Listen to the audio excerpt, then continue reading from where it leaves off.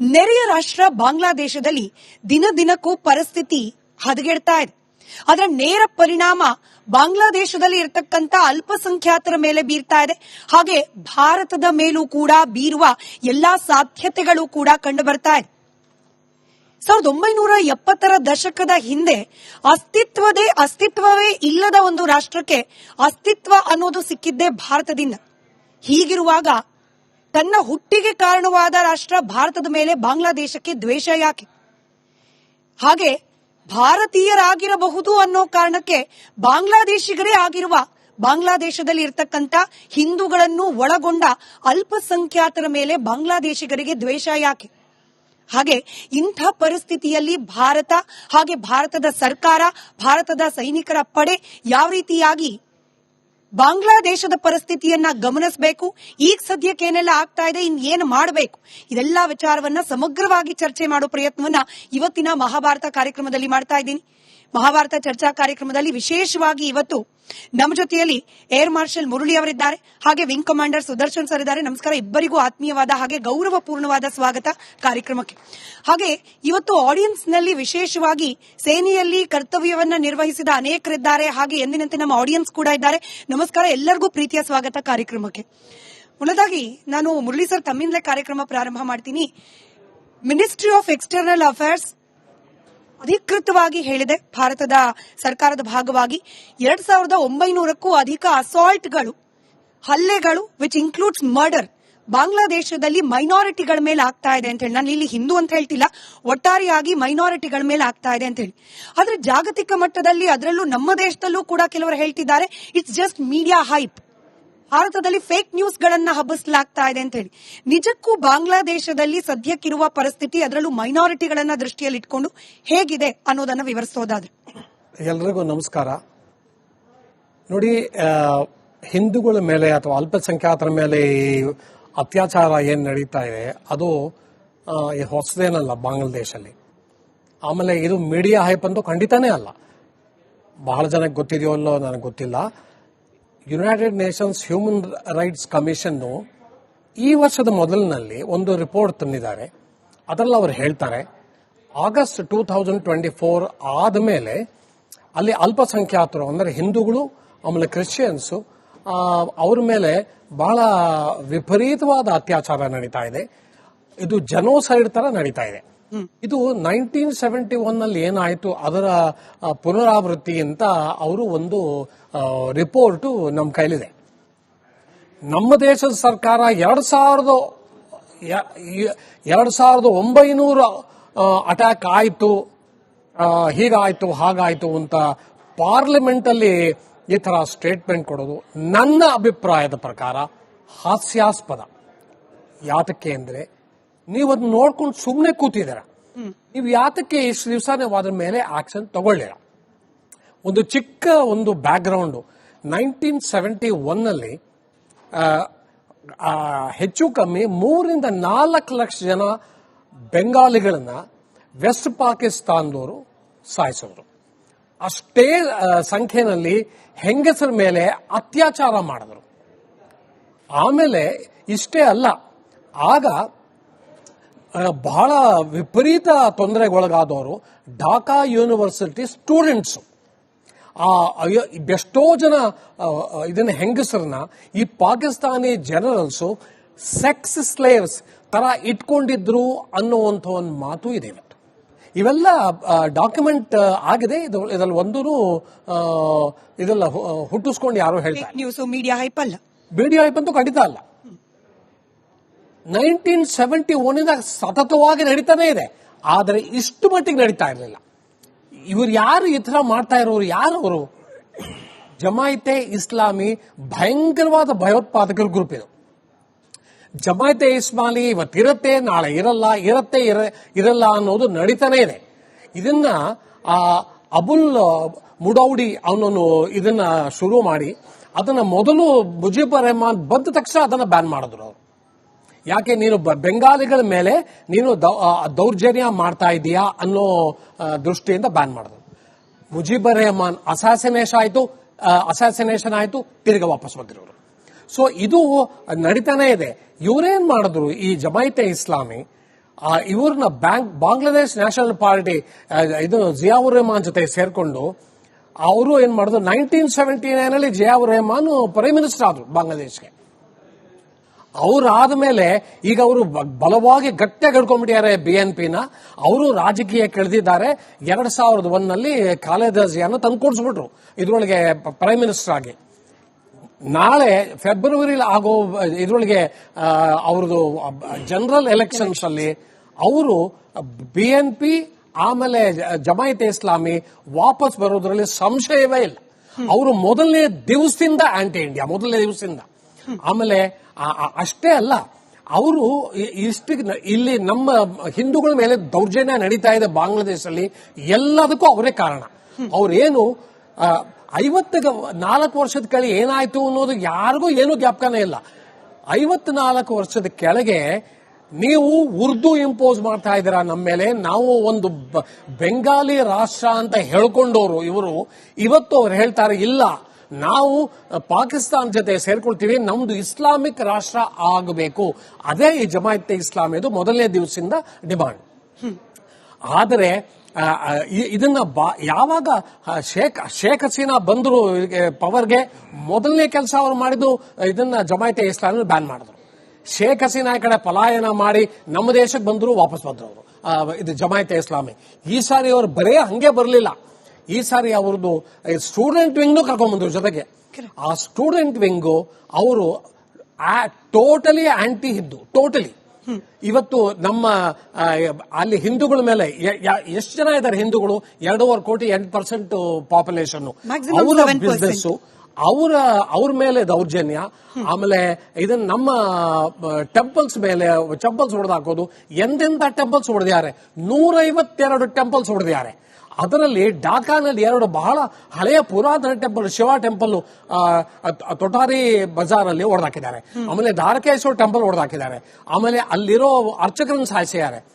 ಒಂದೊಂದು ಹೇಳ್ತಾ ಹೋದ್ರೆ ಬಹಳ ದೊಡ್ಡ ಲಿಸ್ಟ್. ಈ ದ್ವೇಷ ಯಾಕೆ ಅನ್ನೋದ್ರ ಬಗ್ಗೆನೂ ನನಗೆ ಡೀಟೇಲ್ಸ್ ಬೇಕು ಸರ್. ಅದಕ್ಕಿಂತ ಮುಂಚೆ ಸುದರ್ಶನ್ ಸರ್, ದುರಂತ ನೋಡಿ, ನಮ್ಮದೇ ದೇಶದ ರಾಜಕಾರಣಿಗಳ ಬಾಯಲ್ಲಿ ಬರ್ತಾ ಇರೋ ಕೆಲವೊಂದಷ್ಟು ಹೇಳಿಕೆಗಳು, ಇದನ್ನ ನಾವು ಯಾವ ರೀತಿ ಗಮನಿಸಬೇಕೋ ಗೊತ್ತಿಲ್ಲ. ಲಿಂಚಿಂಗು ಹಾಗೆ ಅಲ್ಪಸಂಖ್ಯಾತರ ಮೇಲೆ ಹಲ್ಲೆಗಳು ಭಾರತದಲ್ಲಾಗಿಲ್ವಾ? ಇಲ್ಲಿ ಗೋಹತ್ಯೆ ನಿಷೇಧ ಹೆಸರಲ್ಲಿ ಲಿಂಚಿಂಗ್ ಆಗತ್ತೆ, ಗೋಹತ್ಯೆ ನಿಷೇಧ ಹೆಸರಲ್ಲಿ. ನೆರೆಯ ರಾಷ್ಟ್ರ ಬಾಂಗ್ಲಾದೇಶದಲ್ಲಿ ದಿನ ದಿನಕ್ಕೂ ಪರಿಸ್ಥಿತಿ ಹದಗೆಡ್ತಾ ಇದೆ. ಅದರ ನೇರ ಪರಿಣಾಮ ಬಾಂಗ್ಲಾದೇಶದಲ್ಲಿ ಇರತಕ್ಕಂತ ಅಲ್ಪಸಂಖ್ಯಾತರ ಮೇಲೆ ಬೀರ್ತಾ ಇದೆ. ಹಾಗೆ ಭಾರತದ ಮೇಲೂ ಕೂಡ ಬೀರುವ ಎಲ್ಲಾ ಸಾಧ್ಯತೆಗಳು ಕೂಡ ಕಂಡು ಬರ್ತಾ ಇದೆ. 1970ರ ದಶಕದ ಹಿಂದೆ ಅಸ್ತಿತ್ವವೇ ಇಲ್ಲದ ಒಂದು ರಾಷ್ಟ್ರಕ್ಕೆ ಅಸ್ತಿತ್ವ ಅನ್ನೋದು ಸಿಕ್ಕಿದ್ದೇ ಭಾರತದಿಂದ. ಹೀಗಿರುವಾಗ ತನ್ನ ಹುಟ್ಟಿಗೆ ಕಾರಣವಾದ ರಾಷ್ಟ್ರ ಭಾರತದ ಮೇಲೆ ಬಾಂಗ್ಲಾದೇಶಕ್ಕೆ ದ್ವೇಷ ಯಾಕೆ? ಹಾಗೆ ಭಾರತೀಯರಾಗಿರಬಹುದು ಅನ್ನೋ ಕಾರಣಕ್ಕೆ ಬಾಂಗ್ಲಾದೇಶಿಗರೇ ಆಗಿರುವ ಬಾಂಗ್ಲಾದೇಶದಲ್ಲಿ ಇರತಕ್ಕಂತ ಹಿಂದೂಗಳನ್ನು ಒಳಗೊಂಡ ಅಲ್ಪಸಂಖ್ಯಾತರ ಮೇಲೆ ಬಾಂಗ್ಲಾದೇಶಿಗರಿಗೆ ದ್ವೇಷ ಯಾಕೆ? ಹಾಗೆ ಇಂಥ ಪರಿಸ್ಥಿತಿಯಲ್ಲಿ ಭಾರತ ಹಾಗೆ ಭಾರತದ ಸರ್ಕಾರ, ಭಾರತದ ಸೈನಿಕರ ಪಡೆ ಯಾವ ರೀತಿಯಾಗಿ ಬಾಂಗ್ಲಾದೇಶದ ಪರಿಸ್ಥಿತಿಯನ್ನ ಗಮನಿಸಬೇಕು, ಈಗ ಸದ್ಯಕ್ಕೆ ಏನೆಲ್ಲ ಆಗ್ತಾ ಇದೆ, ಇನ್ನೇನು ಮಾಡಬೇಕು, ಇದೆಲ್ಲ ವಿಚಾರವನ್ನ ಸಮಗ್ರವಾಗಿ ಚರ್ಚೆ ಮಾಡೋ ಪ್ರಯತ್ನವನ್ನ ಇವತ್ತಿನ ಮಹಾಭಾರತ ಕಾರ್ಯಕ್ರಮದಲ್ಲಿ ಮಾಡ್ತಾ ಇದ್ದೀನಿ. ಮಹಾಭಾರತ ಚರ್ಚಾ ಕಾರ್ಯಕ್ರಮದಲ್ಲಿ ವಿಶೇಷವಾಗಿ ಇವತ್ತು ನಮ್ಮ ಜೊತೆಯಲ್ಲಿ ಏರ್ ಮಾರ್ಷಲ್ ಮುರಳಿ ಅವರಿದ್ದಾರೆ, ಹಾಗೆ ವಿಂಗ್ ಕಮಾಂಡರ್ ಸುದರ್ಶನ್ ಸರ್ ಇದ್ದಾರೆ. ನಮಸ್ಕಾರ, ಇಬ್ಬರಿಗೂ ಆತ್ಮೀಯವಾದ ಹಾಗೆ ಗೌರವಪೂರ್ಣವಾದ ಸ್ವಾಗತ ಕಾರ್ಯಕ್ರಮಕ್ಕೆ. ಹಾಗೆ ಇವತ್ತು ಆಡಿಯನ್ಸ್ ನಲ್ಲಿ ವಿಶೇಷವಾಗಿ ಸೇನೆಯಲ್ಲಿ ಕರ್ತವ್ಯವನ್ನ ನಿರ್ವಹಿಸಿದ ಅನೇಕರಿದ್ದಾರೆ, ಹಾಗೆ ಎಂದಿನಂತೆ ನಮ್ಮ ಆಡಿಯನ್ಸ್ ಕೂಡ ಇದ್ದಾರೆ. ನಮಸ್ಕಾರ, ಎಲ್ಲರಿಗೂ ಪ್ರೀತಿಯ ಸ್ವಾಗತ ಕಾರ್ಯಕ್ರಮಕ್ಕೆ. ಮುನ್ನದಾಗಿ ನಾನು ಮುರಳಿ ಸರ್ ತಮ್ಮಿಂದಲೇ ಕಾರ್ಯಕ್ರಮ ಪ್ರಾರಂಭ ಮಾಡ್ತೀನಿ. ಮಿನಿಸ್ಟ್ರಿ ಆಫ್ ಎಕ್ಸ್ಟರ್ನಲ್ ಅಫೇರ್ಸ್ ಅಧಿಕೃತವಾಗಿ ಹೇಳಿದೆ, ಭಾರತದ ಸರ್ಕಾರದ ಭಾಗವಾಗಿ 2900ಕ್ಕೂ ಅಧಿಕ ಅಸಾಲ್ಟ್ಗಳು, ಹಲ್ಲೆಗಳು ವಿಚ್ ಇನ್ಕ್ಲೂಡ್ಸ್ ಮರ್ಡರ್ ಬಾಂಗ್ಲಾದೇಶದಲ್ಲಿ ಮೈನಾರಿಟಿಗಳ ಮೇಲೆ ಆಗ್ತಾ ಇದೆ ಅಂತ ಹೇಳಿ. ನಾನು ಇಲ್ಲಿ ಹಿಂದೂ ಅಂತ ಹೇಳ್ತಿಲ್ಲ, ಒಟ್ಟಾರೆಯಾಗಿ ಮೈನಾರಿಟಿಗಳ ಮೇಲೆ ಆಗ್ತಾ ಇದೆ ಅಂತ ಹೇಳಿ. ಆದ್ರೆ ಜಾಗತಿಕ ಮಟ್ಟದಲ್ಲಿ, ಅದರಲ್ಲೂ ನಮ್ಮ ದೇಶದಲ್ಲೂ ಕೂಡ ಕೆಲವರು ಹೇಳ್ತಿದ್ದಾರೆ ಇಟ್ಸ್ ಜಸ್ಟ್ ಮೀಡಿಯಾ ಹೈಪ್, ಭಾರತದಲ್ಲಿ ಫೇಕ್ ನ್ಯೂಸ್ ಗಳನ್ನ ಹಬ್ಬಿಸಲಾಗ್ತಾ ಇದೆ ಅಂತ ಹೇಳಿ. ನಿಜಕ್ಕೂ ಬಾಂಗ್ಲಾದೇಶದಲ್ಲಿ ಸದ್ಯಕ್ಕಿರುವ ಪರಿಸ್ಥಿತಿ, ಅದರಲ್ಲೂ ಮೈನಾರಿಟಿಗಳನ್ನ ದೃಷ್ಟಿಯಲ್ಲಿ ಇಟ್ಕೊಂಡು ಹೇಗಿದೆ ಅನ್ನೋದನ್ನ ವಿವರಿಸೋದಾದ್ರೆ. ಎಲ್ರಿಗೂ ನಮಸ್ಕಾರ. ನೋಡಿ, ಹಿಂದೂಗಳ ಮೇಲೆ ಅಥವಾ ಅಲ್ಪಸಂಖ್ಯಾತರ ಮೇಲೆ ಅತ್ಯಾಚಾರ ಏನ್ ನಡೀತಾ ಇದೆ ಅದು ಹೊಸದೇನಲ್ಲ ಬಾಂಗ್ಲಾದೇಶಲ್ಲಿ. ಆಮೇಲೆ ಇದು ಮೀಡಿಯಾ ಹೈಪ್ ಅಂತೂ ಖಂಡಿತನೇ ಅಲ್ಲ. ಬಹಳ ಜನಕ್ಕೆ ಗೊತ್ತಿದೆಯೋ ಅಲ್ಲೋ ನನಗೆ ಗೊತ್ತಿಲ್ಲ. United Nations human rights commission ಈ ವರ್ಷದ ಮೊದಲಿನಲ್ಲಿ ಒಂದು ರಿಪೋರ್ಟ್ ತಂದಿದ್ದಾರೆ. ಅದರಲ್ಲಿ ಅವರು ಹೇಳ್ತಾರೆ, ಆಗಸ್ಟ್ 2024 ಆದಮೇಲೆ ಅಲ್ಲಿ ಅಲ್ಪಸಂಖ್ಯಾತರು ಅಂದರೆ ಹಿಂದೂಗಳು ಆಮೇಲೆ ಕ್ರಿಶ್ಚಿಯನ್ಸು ಅವ್ರ ಮೇಲೆ ಬಹಳ ವಿಪರೀತವಾದ ಅತ್ಯಾಚಾರ ನಡೀತಾ ಇದೆ.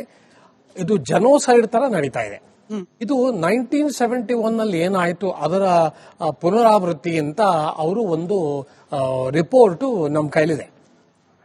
ನಮ್ಮ ದೇಶದ ಸರ್ಕಾರ 2900 ಅಟ್ಯಾಕ್ ಆಯಿತು, ಹೀಗಾಯ್ತು ಹಾಗಾಯ್ತು ಅಂತ ಪಾರ್ಲಿಮೆಂಟ್ ಅಲ್ಲಿ ಈ ತರ ಸ್ಟೇಟ್ಮೆಂಟ್ ಕೊಡೋದು ನನ್ನ ಅಭಿಪ್ರಾಯದ ಪ್ರಕಾರ ಹಾಸ್ಯಾಸ್ಪದ. ಯಾತಕ್ಕೆ ಅಂದ್ರೆ ನೀವು ಅದನ್ನ ನೋಡ್ಕೊಂಡು ಸುಮ್ಮನೆ ಕೂತಿದ್ದೀರ. ನೀವು ಯಾತಕ್ಕೆ ಇಷ್ಟು ದಿವಸ ನೀವು ಅದ್ರ ಮೇಲೆ ಆಕ್ಷನ್ ತಗೊಳ್ಳಿರ? ಒಂದು ಚಿಕ್ಕ ಒಂದು ಬ್ಯಾಕ್ ಗ್ರೌಂಡ್, 1971 ನಲ್ಲಿ ಹೆಚ್ಚು ಕಮ್ಮಿ 3 ರಿಂದ 4 ಲಕ್ಷ ಜನ ಬೆಂಗಾಲಿಗಳನ್ನ ವೆಸ್ಟ್ ಪಾಕಿಸ್ತಾನದವರು ಸಾಯಿಸಿದ್ರು. ಅಷ್ಟೇ ಸಂಖ್ಯೆಯಲ್ಲಿ ಹೆಂಗಸರ ಮೇಲೆ ಅತ್ಯಾಚಾರ ಮಾಡಿದ್ರು. ಆಮೇಲೆ ಇಷ್ಟೇ ಅಲ್ಲ, ಆಗ ಬಹಳ ವಿಪರೀತ ತೊಂದರೆಗೊಳಗಾದವರು ಢಾಕಾ ಯೂನಿವರ್ಸಿಟಿ ಸ್ಟೂಡೆಂಟ್ಸ್. ಎಷ್ಟೋ ಜನ ಇದನ್ನ ಹೆಂಗಸರನ್ನ ಈ ಪಾಕಿಸ್ತಾನಿ ಜನರಲ್ಸು ಸೆಕ್ಸ್ ಸ್ಲೇವ್ಸ್ ತರ ಇಟ್ಕೊಂಡಿದ್ರು ಅನ್ನುವಂಥ ಒಂದು ಮಾತು ಇದೆ. ಇವತ್ತು ಇವೆಲ್ಲ ಡಾಕ್ಯುಮೆಂಟ್ ಆಗಿದೆ. ಇದರಲ್ಲಿ ಒಂದೂ ಇದೆಲ್ಲ ಹುಟ್ಟಿಸ್ಕೊಂಡು ಯಾರು ಹೇಳ್ತಾರೆ. ನ್ಯೂಸ್ ಮೀಡಿಯಾ ಹೈಪ್ ಅಲ್ಲ, ಮೀಡಿಯಾ ಹೈಪ್ ಅಂತೂ ಖಂಡಿತ ಅಲ್ಲ. 1971 ಸತತವಾಗಿ ನಡೀತಾನೆ ಇದೆ, ಆದರೆ ಇಷ್ಟು ಮಟ್ಟಿಗೆ ನಡೀತಾ ಇರಲಿಲ್ಲ. ಇವರು ಯಾರು ಈ ತರ ಮಾಡ್ತಾ ಇರೋರು? ಯಾರು ಅವರು? ಜಮಾಯಿತೆ ಇಸ್ಲಾಮಿ ಭಯಂಕರವಾದ ಭಯೋತ್ಪಾದಕರ ಗ್ರೂಪ್ ಇದು. ಜಮಾಯಿತೆ ಇಸ್ಲಾಮಿ ಇವತ್ತಿರುತ್ತೆ, ನಾಳೆ ಇರಲ್ಲ, ಇರಲ್ಲ ಅನ್ನೋದು ನಡೀತಾನೆ ಇದೆ. ಇದನ್ನ ಅಬುಲ್ ಮುಡೌಡಿ ಅವನನ್ನು ಇದನ್ನ ಶುರು ಮಾಡಿ ಅದನ್ನ ಮೊದಲು ಮುಜೀಬುರ್ ರೆಹಮಾನ್ ಬಂದ ತಕ್ಷಣ ಅದನ್ನ ಬ್ಯಾನ್ ಮಾಡಿದ್ರು ಅವರು. ಯಾಕೆ ನೀನು ಬೆಂಗಾಲಿಗಳ ಮೇಲೆ ನೀನು ದೌರ್ಜನ್ಯ ಮಾಡ್ತಾ ಇದೀಯಾ ಅನ್ನೋ ದೃಷ್ಟಿಯಿಂದ ಬ್ಯಾನ್ ಮಾಡಿದ್ರು. ಮುಜೀಬುರ್ ರೆಹಮಾನ್ ಅಸಾಸಿನೇಷನ್ ಆಯ್ತು, ತಿರುಗಿ ವಾಪಸ್ ಬಂದಿರೋರು. ಸೊ ಇದು ನಡೀತಾನೆ ಇದೆ.